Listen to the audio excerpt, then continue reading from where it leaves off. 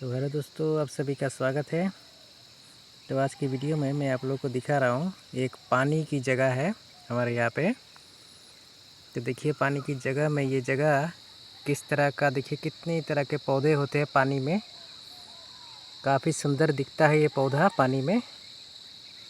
ये नेचर का एक बहुत ही अच्छा क्रिएशन है। This is one type of huge creation of our nature.